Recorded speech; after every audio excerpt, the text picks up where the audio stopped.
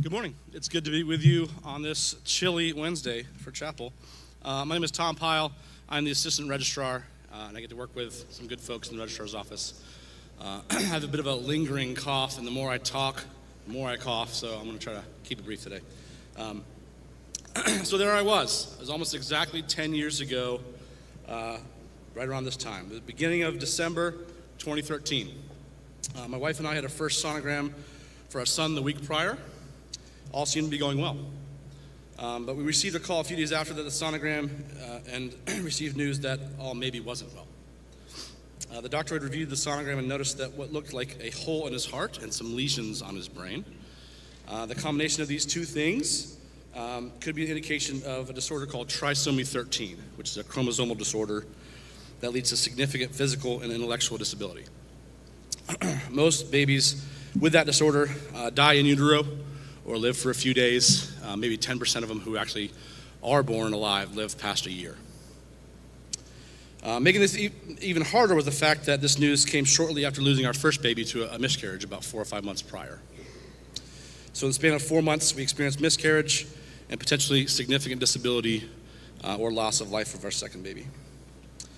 The next few weeks were there a lot of prayers from us, friends and family.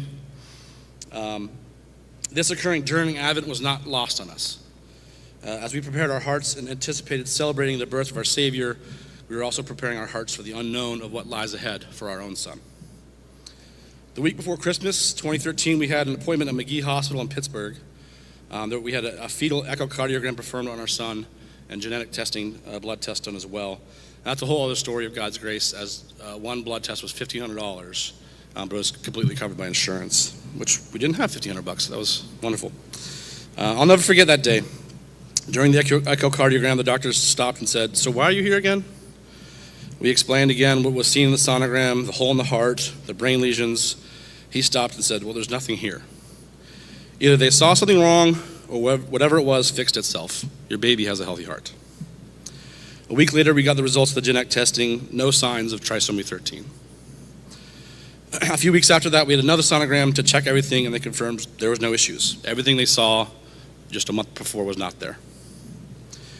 I'm someone who typically can rationalize things, explain things away, and say, oh, maybe they missed something. Maybe there's some shadows they saw. Maybe the first sonogram just wasn't as clear as they thought it would be. This time, the only explanation I have is God's goodness and grace.